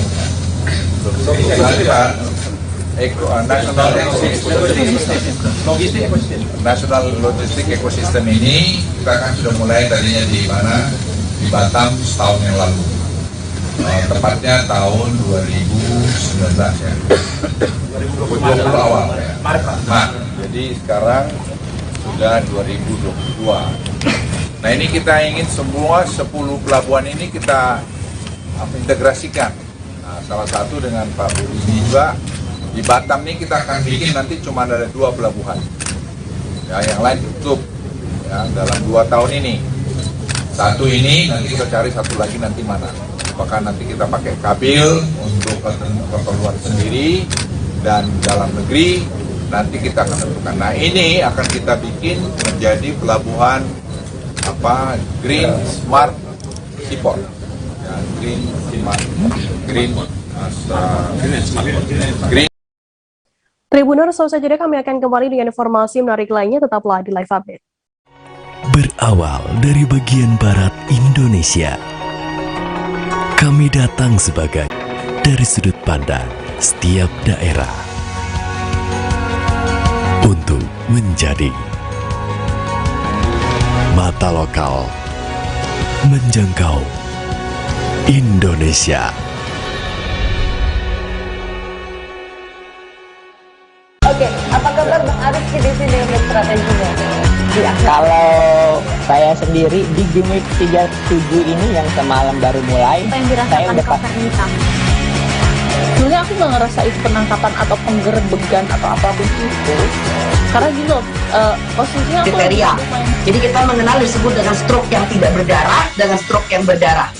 Stroke yang tidak berdarah itu biasanya ditandai dengan adanya penyumbatan. Kalau itu terjadi di sini mungkin pikirnya tidak ke situ kali ya, tapi kalau di Korea atau di Kamboja itu ada beberapa paper yang Saya itu mas, ya dulunya tukang koran. Oh gitu ya. Tukang koran. Ya, saya baca itu Pak. Tuh kan pernah baca kan? Ya. Jadi kalau saya jadi tanggal itu udah bersyukur banget. Si anak ini kita bicara yang di luar kasus Situbondo ya. Dikenal dengan nama hujan shower, di mana terdapat batas jelas antara daerah hujan dan tidak hujan yang biasanya terjadi pada fase awal mature stage atau tahap Berbahaya dewasa. itu Kang. Jadi mulai artinya terjadinya perlembekan. Nah itu untuk penetrasi akan sulit gitu ya. Dok, saya ini menurut saya memang tidak mudah, bukan urusan tanah diambil. Kalau misalnya Amerika Serikat sekarang, Rasulullah mengatakan dalam sebuah hadis bahwa berpuasa di 6 hari Syawal itu Berawal dari bagian barat Indonesia, kami datang sebagai sahabat, membawa beragam kisah dari sudut pandang setiap daerah untuk menjadi mata lokal menjangkau Indonesia. Oke, apa kabar Bang Arif di sini untuk strateginya? Ya, kalau saya sendiri di Gumip 37 ini yang semalam baru mulai, Apa yang saya dirasakan udah Kak Fernita? Sebenarnya aku nggak ngerasa itu penangkapan atau penggerbegan atau apapun itu, karena gini loh, posisinya aku Kriteria. Jadi kita mengenal disebut dengan stroke yang tidak berdarah dengan stroke yang berdarah. Stroke yang tidak berdarah itu biasanya ditandai dengan adanya penyumbatan. kalau itu terjadi di sini mungkin pikirnya tidak ke situ kali ya, tapi kalau di Korea atau di Kamboja itu ada beberapa paper yang Saya itu mas, ya dulunya tukang koran. Oh gitu ya. Tukang koran. Ya, saya baca itu Pak. Tuh kan pernah baca kan? Ya. Jadi kalau saya jadi tanggal itu udah bersyukur banget. Si anak ini dijadikan sebagai tersangka begitu. Ya kalau ini kita bicara yang di luar kasus Situbondo ya. Dikenal dengan nama hujan shower, di mana terdapat batas jelas antara daerah hujan dan tidak hujan yang biasanya terjadi pada fase awal mature stage atau tahap Berbahaya dewasa. itu Kang. Jadi mulai artinya terjadinya perlembekan. Nah itu untuk penetrasi akan sulit gitu ya. Dok, saya ini menurut saya memang tidak mudah, bukan urusan tanah diambil. Kalau misalnya Amerika Serikat sekarang, Rasulullah mengatakan dalam sebuah hadis bahwa berpuasa di 6 hari Syawal itu Berawal dari bagian barat Indonesia, kami datang sebagai sahabat, membawa beragam kisah dari sudut pandang setiap daerah untuk menjadi mata lokal menjangkau Indonesia. Oke, apa kabar Bang Arif di sini untuk strateginya? di akhir? Kalau saya sendiri di Jumip 37 ini yang semalam baru mulai, Apa yang saya dirasakan udah Kapten Hitam? Sebenarnya aku nggak ngerasa itu penangkapan atau penggerebegan atau apapun itu. Karena gini loh, posisinya aku Kriteria. Jadi kita mengenal disebut dengan stroke yang tidak berdarah dengan stroke yang berdarah. Stroke yang tidak berdarah itu biasanya ditandai dengan adanya penyumbatan. Kalau itu terjadi di sini mungkin pikirnya tidak ke situ kali ya. Tapi kalau di Korea atau di Kamboja itu ada beberapa paper yang Saya itu mas, dulunya tukang koran. Oh gitu ya. Tukang koran. Ya, saya baca itu Pak. Tuh kan, pernah baca kan? Jadi kalau saya jadi tanggal, itu udah bersyukur banget. Si anak ini dijadikan sebagai tersangka begitu. Ya kalau ini kita bicara yang di luar kasus Bongobo ya. Dengan nama hujan shower, di mana terdapat batas jelas antara daerah hujan dan tidak hujan yang biasanya terjadi pada fase awal mature stage atau tahap Berbahaya dewasa. itu Kang. Jadi mulai artinya terjadinya perlembekan. Nah itu untuk penetrasi akan sulit gitu ya. Dok, saya ini menurut saya memang tidak mudah, bukan urusan tanah diambil. Kalau misalnya Amerika Serikat sekarang, Rasulullah mengatakan dalam sebuah hadis bahwa berpuasa di 6 hari Syawal itu. Terima kasih Anda masih bersama kami di Live Update. Kita beralih ke informasi selanjutnya, Saudara. Bocah berusia 10 tahun berinisial CI di Kota Manado, Sulawesi Utara yang menjadi korban kekerasan seksual kini dikabarkan meninggal dunia. Kematian korban terjadi di tengah aparat kepolisian tengah mengusut kasus tersebut. Polisi saat ini masih terus melakukan penyelidikan terhadap kasus ini. Sebanyak 14 orang yang diduga sebagai tersangka, diantaranya merupakan orang-orang diduga dekat dengan korban. Informasi lebih lengkapnya akan disampaikan oleh rekan jurnalis kami dari Tribun Manado, ada Andreas Ruwau di sana. Halo, Andreas.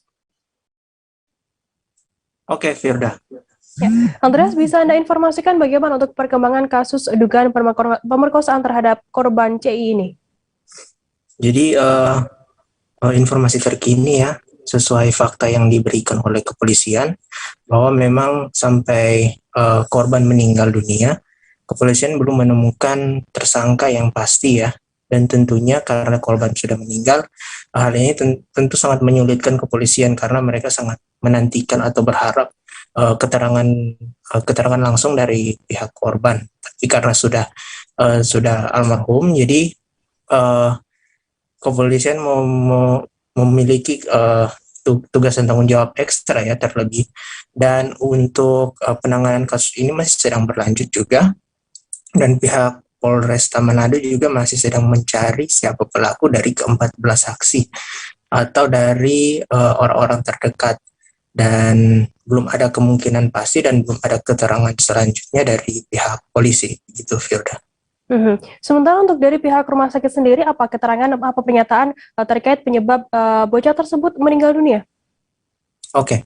Berdasarkan hasil visum setelah kematian korban, dijelaskan oleh Direktur Rumah Sakit Kando bahwa korban tersebut meninggal akibat kanker darah atau leukemia, di mana karena memang dia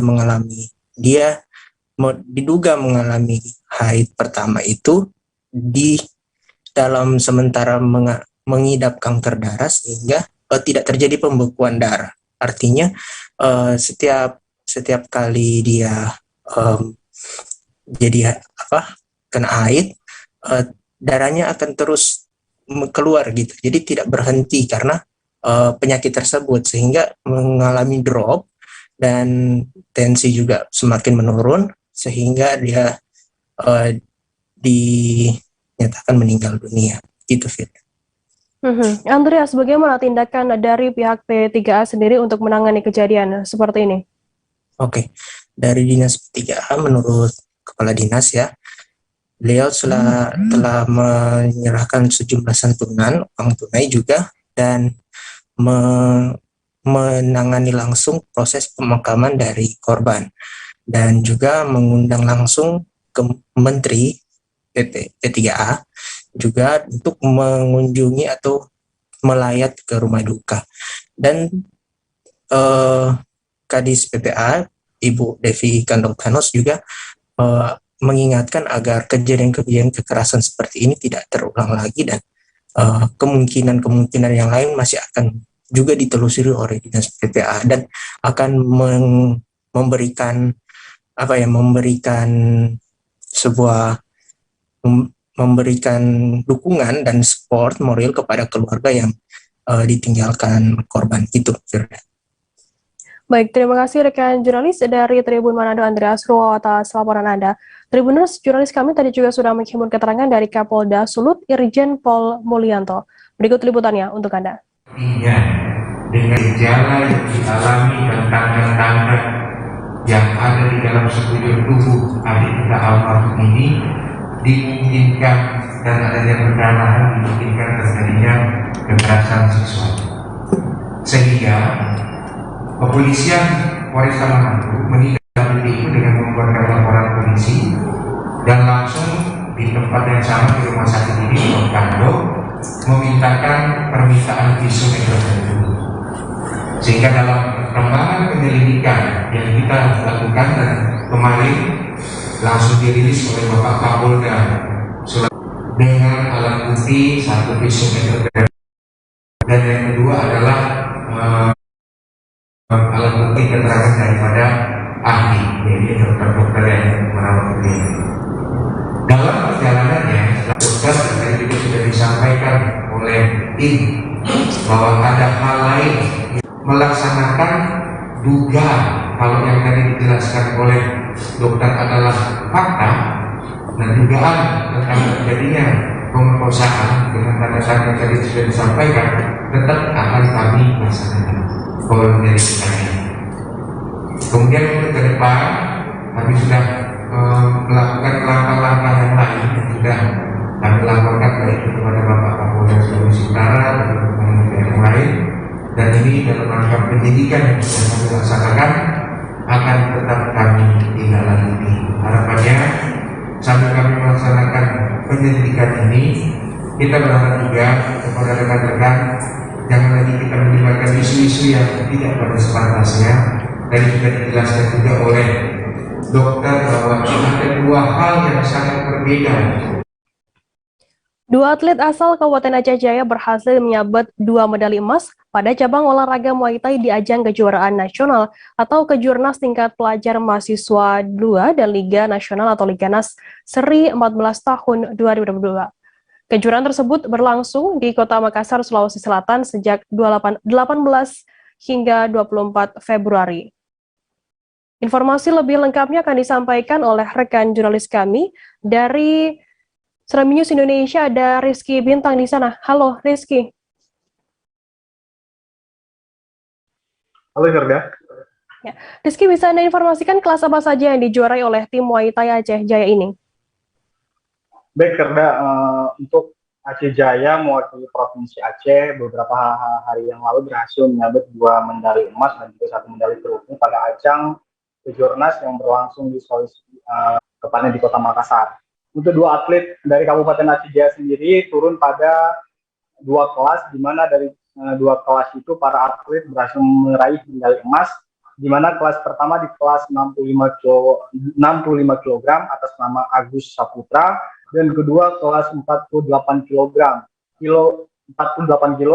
di kelas atas nama Irfan yang berhasil meraih 2 medali, yaitu medali emas dan medali perunggu. Rizky, berapa total atlet yang dari Aceh Jaya yang tampil mewakili untuk Provinsi Aceh sendiri?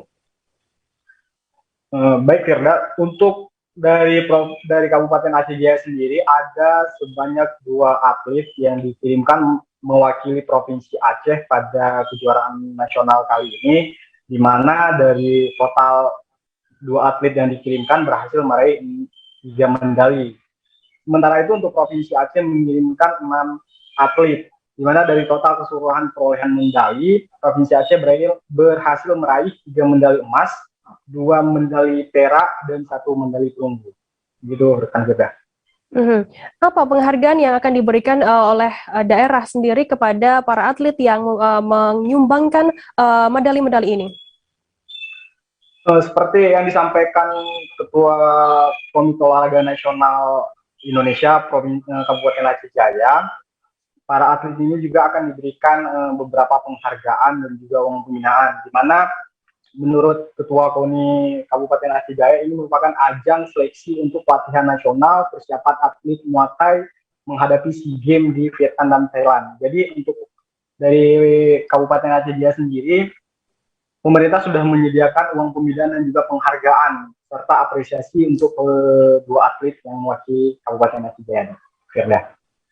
Baik, terima kasih rekan jurnalis dari Serambi News Indonesia Rizky Bintang atas laporan Anda.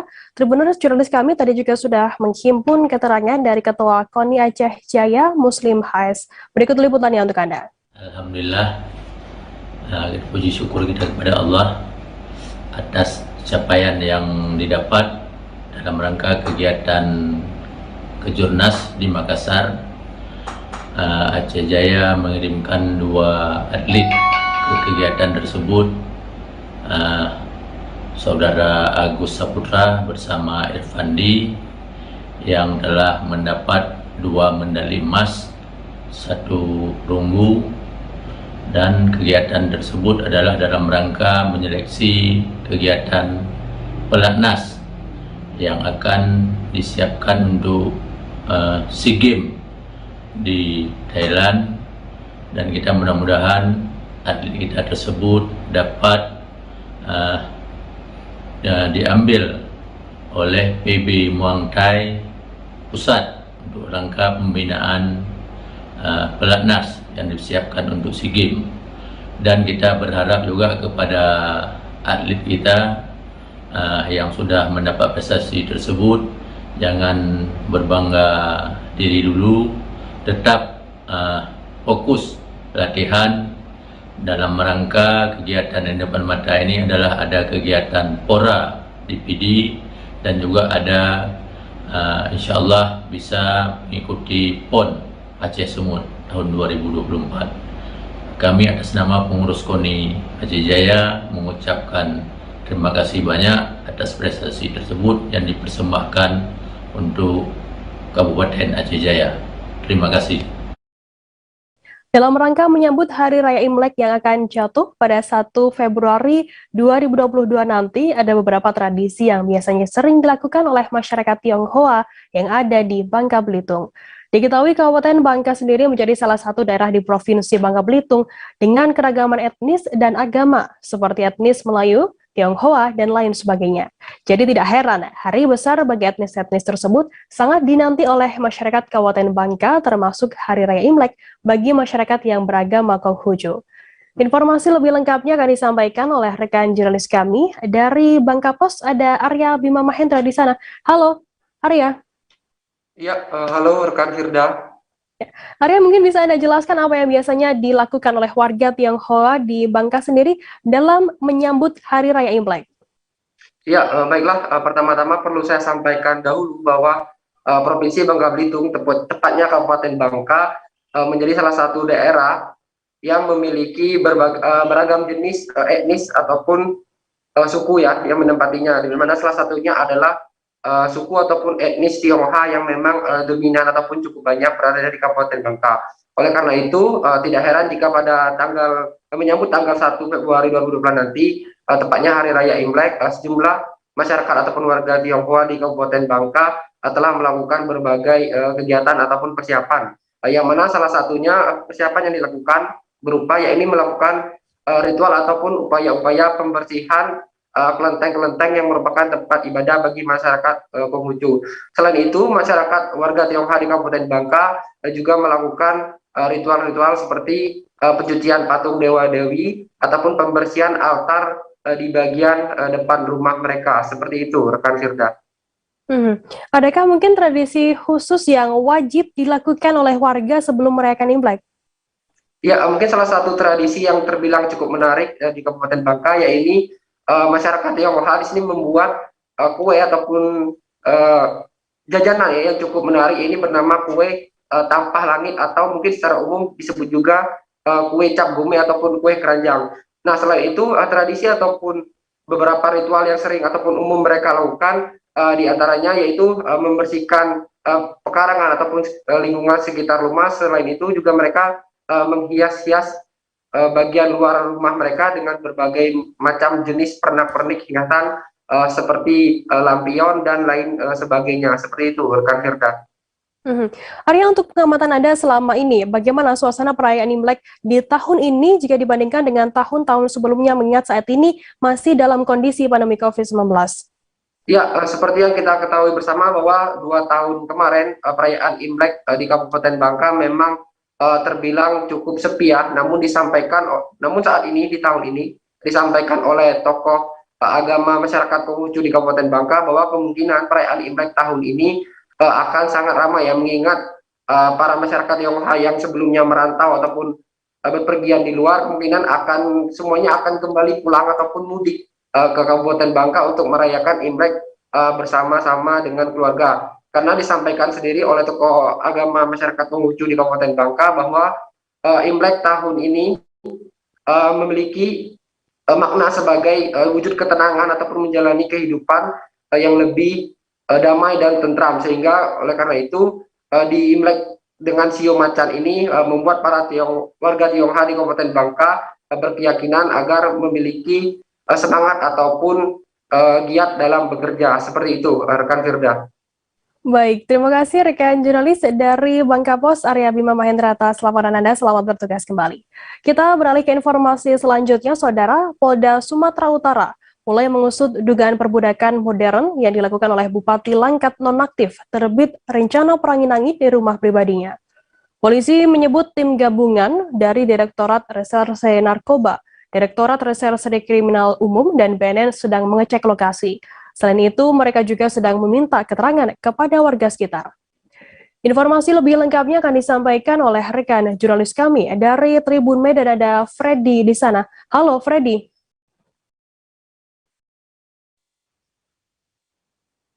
Ya, halo.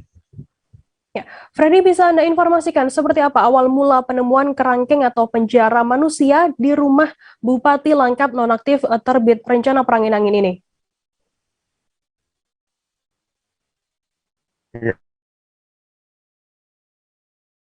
halo Firda dan juga pribadi Bupati Langkat terbit rencana perangin-angin itu. Jadi awalnya ketika polisi dan KPK itu melakukan operasi tangkap tangan terhadap Bupati Langkat tersebut. Jadi mereka itu mendatangi beberapa lokasi termasuk rumah dinas Bupati dan juga rumah pribadi Bupati Langkat itu. Namun pada saat dilakukan penggeledahan rupanya di situ polisi dan KPK menemukan adanya penjara manusia itu yang pada saat itu berisi 4 orang tahanan begitu, Firda. Dan pada saat itu juga polisi melakukan sedikit penyelidikan bahwa mereka itu merupakan warga yang sedang direhabilitasi di rumah Bupati Langkat tersebut. Namun belakangan diketahui bahwa tempat rehabilitasi itu hingga sampai saat ini tidak memiliki izin, dan juga mencuat kabar bahwa 2 sel yang berukuran 6x6 itu merupakan tempat perbudakan modern begitu. Jadi perbudakan modern yang dimaksud adalah ternyata jumlahnya itu ada sekitar 40-an orang begitu yang ditahan di dalam sel 6x6 meter itu. Dan kebetulan memang pada saat polisi dan KPK melakukan penggeledahan itu hanya tinggal 4 orang. Nah, sisanya lagi itu sedang bekerja di kebun sawit milik Bupati Langkat terbit rencana perangin-angin. Nah, setelah mereka bekerja dan mereka tuh dikatakan bahwa mereka tuh bekerja sekitar 10 jam, dan setelah bekerja sore harinya sekitar pukul 18.00 mereka itu kembali lagi ke dalam sel tersebut. Dan informasi yang kami dapatkan, mereka itu tidak digaji selama bekerja. Jadi mereka itu Bupati itu beralibi bahwa mereka itu direhabilitasi, namun ketika sudah 4 bulan itu mereka dipekerjakan dan tidak digaji, namun hanya diberikan makan begitu, Firda. Freddy, terdapat 40 orang pekerja yang dipekerjakan secara ilegal begitu oleh Bupati terbit rencana perangin-angin sendiri. Mengapa mereka bisa dipenjarakan oleh Bupati ini? Jadi menurut informasi dan keterangan dari polisi bahwa puluhan orang itu diserahkan oleh keluarganya begitu. Namun demikian polisi masih terus menyelidiki karena memang ada dugaan bahwa mereka itu yang ditahan adalah merupakan pekerja perkebunan milik si bupati itu yang melanggar peraturan gitu. Jadi mereka itu diduga dihukum gitu, menjalani hukuman. Sementara polisi juga masih menyelidiki soal informasi tersebut. Namun ada beberapa versi yang mengatakan bahwa mereka itu diserahkan oleh keluarganya sendiri karena mengalami kecanduan terhadap narkotika, sehingga keluarga menyerahkan agar anaknya itu dapat bisa berubah begitu atau sembuh dari ketergantungannya terhadap narkotika begitu, Firda. Freddy, mungkin bisa Anda gambarkan sedikit mengenai kondisi mereka yang kabarnya juga dianiaya di dalam penjara manusia ini? Ya, halo. Bisa Anda informasikan terkait kondisi mereka? Oh iya, jadi memang kondisi sebagian dari mereka itu ada yang babak belur kemarin itu pada saat dia dilakukan penangkapan oleh KPK dan juga polisi. Jadi mereka itu disebutkan bahwa luka-luka itu karena pada saat itu baru ditahan di situ selama 2 hari. Jadi selama mereka itu ditahan 2 hari, mereka itu masih meronta begitu, meronta-ronta, tidak terima sehingga terjadi penganiayaan begitu yang diduga dilakukan oleh ajudan dari bupati tersebut atau tugas yang berada di rumah pribadi Bupati Langkat tersebut. Jadi begitu soal penganiayaan dan mereka itu lebam-lebam begitu, Firda. Dan untuk saat ini Firda dan juga pemirsa bahwa dari total puluhan itu sekitar 27 orang itu sudah dievakuasi ke rumah keluarganya masing-masing. Jadi mereka dikembalikan kemarin malam setelah itu sempat polisi mendapat perlawanan penghadangan oleh sejumlah warga yang ada di lokasi. Jadi mereka menolak 27 orang tahanan itu dibawa ke panti rehabilitasi begitu, Firda. Karena memang polisi menyatakan bahwa panti rehabilitasi itu ilegal dan sama sekali tidak memiliki standarisasi rehabilitasi begitu, dan mereka juga tidak memiliki tim medis untuk memeriksa apakah warga yang direhabilitasi itu sudah sembuh atau belum. Jadi mereka itu benar-benar ilegal dan sama sekali tidak memiliki izin dan tidak mengetahui secara pasti. Jadi mereka itu hanya seperti menerka-nerka begitu apakah si orang tersebut sudah dapat dilepaskan begitu. Dan namun masa tahanan mereka itu adalah untuk yang pertama kali adalah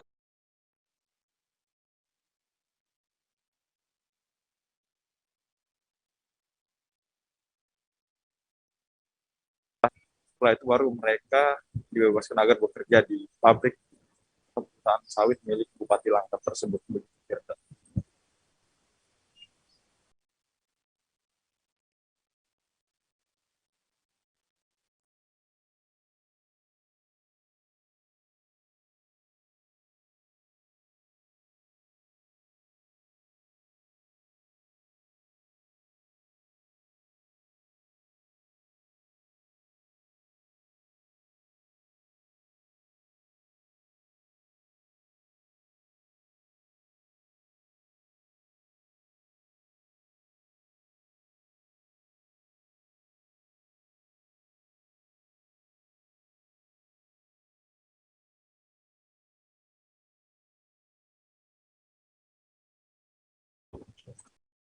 Freddy, kemudian dengan adanya temuan ini, apa yang akan dilakukan oleh pihak KPK sendiri dan pihak kepolisian dengan adanya temuan-temuan penjara manusia di rumah Bupati Langkat ini?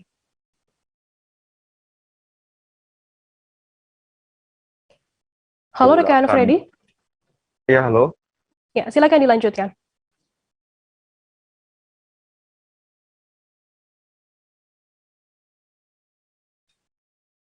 Halo rekan Freddy? Rekan Freddy bisa mendengar kami dari studio?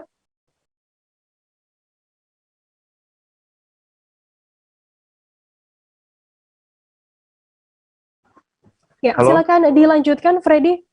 Iya, Firda. Jadi sampai saat ini Polda Sumut itu dan juga Polres Langkat masih melakukan penyelidikan soal dugaan perbudakan modern yang dilakukan oleh Bupati Langkat yang saat ini sudah ditangkap oleh KPK. Jadi meskipun sebanyak 27 orang tahanan itu sudah diambil oleh keluarganya dan kemarin polisi sempat dihadang oleh warga, akan tetapi polisi akan tetap melakukan asesmen dan pemeriksaan terhadap 27 orang tahanan itu. Jadi asesmen itu ya nanti akan dilakukan oleh BNN apakah betul mereka itu memang yang disebutkan oleh Bupati Langkat itu bahwa mereka sedang kecanduan narkoba begitu, dan nantinya hasil dari pemeriksaan itu akan disampaikan lebih lanjut begitu, Firda. Baik, terima kasih rekan jurnalis dari Tribun Medan, Freddy, atas laporan Anda. Kami tunggu laporan Anda selanjutnya kembali. Baik, Tribuners, jurnalis kami tadi juga sudah menghimpun keterangan dari Kombes Hadi Wahyudi, Kabid Humas Polda Sumut terkait hal ini. Berikut liputannya untuk Anda. Jelaskan, Pak. Terkait dengan luka memar dan lain sebagainya, itu yang kita minta keterangan dari orang yang ada di dalam tempat yang diduga, gitu kan, yang diduga sebagai tempat penampungan atau bahasa kira-kira rehabilitasi bagaimana ya. Itu yang masih belum kita tahu, faktor penyebab dia luka dan lain sebagainya. Jadi sekarang ini 40 orang itu di mana, Pak? Kenapa? 40 orang atau yang ditahan di situ sekarang tadi dari kita sudah berkoordinasi dengan Dinas Sosial dan dari BNK terkait dengan penempatan mereka. Karena ada yang mengatakan bahwa mereka setiap pagi bekerja di perkebunan ya. Setiap pagi bekerja di perkebunan terus pulang lagi ke situ. Nah, itu yang terus kita dalami. Ya. Didalami oleh tim gabungan dari Polda Sumatera Utara. Kita melibatkan dari Direktorat Narkoba, kemudian di Ditreskrim dan bekerja sama dengan BNNP Provinsi Sumut dan BNNK ya Kabupaten Langkat. Karena hal itu diketahui pada saat operasi tangkap tangan KPK. Ternyata ya tempat itu sudah ada sejak tahun 2012. Informasi yang awal diberikan itu dijadikan tempat rehabilitasi untuk orang atau masyarakat yang tercandu narkoba, atau ada yang menitipkan dari orang tuanya terkait dengan kenakalan-kenakalan remaja. Nah, tahun 2017 BNK Langkat itu sempat berkoordinasi. Keluarga menilai pengeroyokan Wiyanto Halim 89 tahun oleh sekelompok orang hingga tewas di Jalan Pulau Kambing, kawasan Jakarta Industrial Estate Pulau Gadung, Cakung, Jakarta Timur ada kejanggalan. Hal itu diungkapkan oleh keluarga korban maupun tim dari penasihat hukum saat menggelar konferensi pers di rumah duka Grand Heaven Fluid, Penjaringan, Jakarta Utara pada Senin 24 Januari. Kuasa hukum keluarga korban Freddy Yepati menilai aksi pengeroyokan terhadap korban oleh sekelompok orang tidak terjadi secara spontan. Informasi lebih lengkapnya akan disampaikan oleh rekan jurnalis kami dari Portal Kota Live, ada Junianto Hamonangan di sana. Halo, Junianto. Rekan Firda. Ya, Juni, bisa Anda informasikan apa alasan dari pihak keluarga sendiri, keluarga pengeroyokan korban ini bukan sesuatu yang spontan? Ya, rekan Firda, dapat saya laporkan kasus pengeroyokan terhadap seorang lansia yang terjadi pada Minggu dini hari berbuntut panjang. Pengeroyokan terhadap lansia tersebut diduga tidak terjadi secara spontan oleh pihak penasihat hukum dari keluarga korban.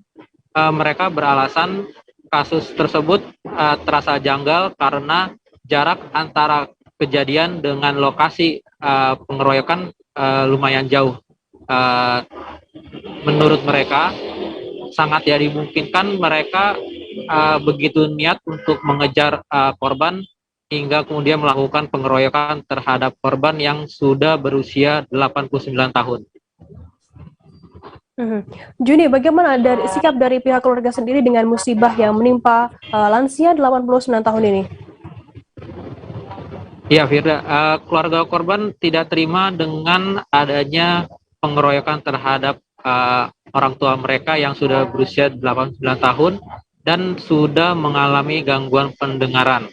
Mereka menuntut adanya keadilan di mana para pelaku yang saat ini sudah sebagian tertangkap sebanyak 5 orang untuk dihukum seberat-beratnya.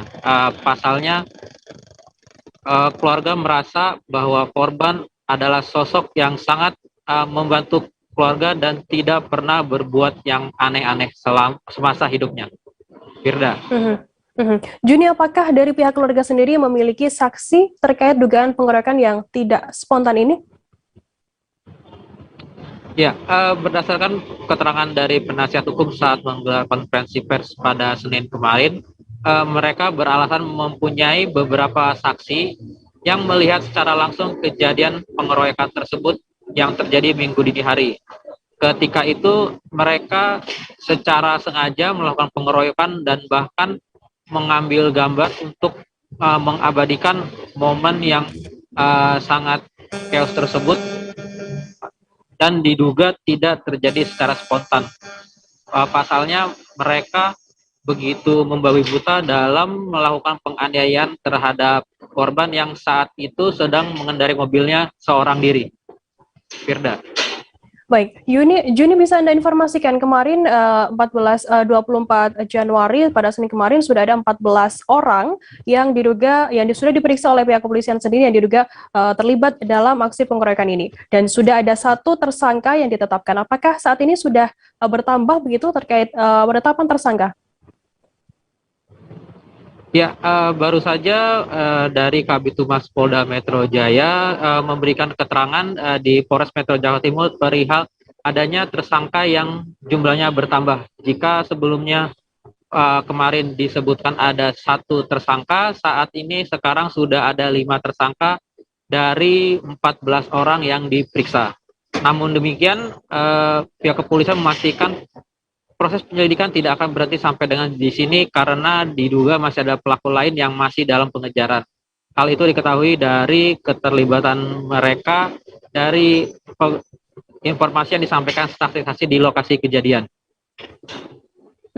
Jadi mungkin bisa Anda informasikan terkait identitas dari 5 tersangka yang sudah ditetapkan oleh pihak kepolisian ini yang melakukan pengeroyokan terhadap korban. Ya, 5 tersangka ini usianya rata-rata masih muda, sekitar belasan hingga 20-an awal tahun. Mereka ini perannya rata-rata melakukan penganiayaan secara langsung kepada korban dengan memukul pada bagian tubuh maupun kepala korban hingga korban meninggal dunia. Selain itu, di antara 5 orang yang ditangkap dan telah ditetapkan sebagai tersangka, 1 diantaranya merupakan provokator, di mana pelaku ini adalah orang yang motornya tertabrak oleh korban, namun ketika itu korban tidak berhenti sehingga pelaku mengejar korban dengan meneriaki korban sebagai maling, hingga akhirnya terjadi aksi penganiayaan yang menyebabkan korban tewas. Baik, terima kasih rekan jurnalis dari Warta Kota Live, Junianto Habonangan atas laporan Anda. Tribuners, jurnalis kami tadi juga sudah menghimpun keterangan dari anak korban Brina dan kuasa hukum keluarga korban Freddy Yepati. Berikut liputannya untuk Anda. Tidak menerima, papa meninggal dalam keadaan mengelakan kayak gini gitu. Kita minta keadilan. Kalau udah meninggal itu kita dapat apa gitu loh. Rumah papa ada di daerah Kalibata. Dekat sekali untuk bisa rumah daripada ke pulau Kambing gitu loh. Itu cuma itu pasti cuma 10 menit, kalau nggak macet kayak tengah malam itu pasti 10 menit nyampe rumah. Kenapa harus sampai ke arah sana gitu loh. Itu yang kita himbau juga. Besok akan dikremasi. Kalau dikremasi jam 12, selesainya kremasi sekitar 2,5 jam. Jadi sekitar jam 2:30 akan ditaruh. Kami ini bukan sekedar pengeroyokan biasa. Ini pasti ada dalamnya, ada pihak-pihak yang memang menghendaki hal ini terjadi. Ini keyakinan keluarga. Dan kami sangat berharap bahwa para pelaku utama aktor di balik kejadian ini bisa diusut dan motif apa yang membuat mereka melakukan ini bisa dibuktikan, bisa diketahui gitu. Tidak pernah keluar malam karena memang usianya kan sudah 89 tahun gitu kan, dan beliau punya supir. Hari itu supir beliau cuti, tidak masuk kerja. Sore-sore beliau pergi dari rumah bawa mobil, entah pergi kemana kita tidak tahu, dan tidak kembali lagi. Baru pagi hari dari pihak keluarga menanyakan ini kemana nih, bingung saling telepon-teleponan mencari keberadaan beliau. Baru pagi-pagi dari pihak Polres Jakarta Timur telepon menyatakan bahwa Bapak Wiyanto Halim sudah ada di Rumah Sakit Cipto dan sudah meninggal dunia. Dari peristiwa iring-iringan itu, kita melihat semuanya tidak terjadi secara spontan. Tribuners, informasi tadi sekaligus menutup perjumpaan kita dalam live update hari ini. Jangan lupa saksikan terus live update di seluruh kanal YouTube dan Facebook Tribun Network. Saya Firdanana, mewakili kru Bertugas, pamit undur diri. Terima kasih dan sampai jumpa. Jangan lupa like, subscribe, dan share ya!